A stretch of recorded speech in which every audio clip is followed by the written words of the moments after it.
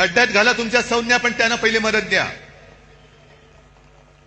मी कालही बोललोय, आधीही बोललोय, आजही परत बोलतोय की सगळे निकष बाजूला ठेवा आणि ज्यांचं ज्यांचं नुकसान झाले त्या शेतकऱ्यांना हेक्टरी 50,000 रुपये मदत ही केलीच पाहिजे.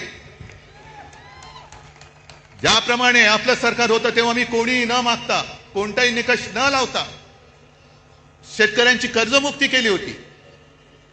काय निकष होते तेव्हा, पण माझं कर्तव्य म्हणून मी ते केलं होतं. आणि निवडणुकीच्या तोंडावरती नाही तर एकमेव माझं अधिवेशन जे झालं होतं मुख्यमंत्री म्हणून नागपूरला, त्या पहिल्या नागपूरच्या अधिवेशनात मी कर्जमुक्ती जाहीर केली आणि कालबद्ध स्वरूपात ती पूर्ण करून दाखवली होती. तशी तुम्ही कर्जमुक्ती करा. जेव्हा आपण फिरत असतो वरती लिहिलंय कुटुंब प्रमुखाचं वचन लिहिलंय, हे जे लिहिलंय हे असंच ठेवू का?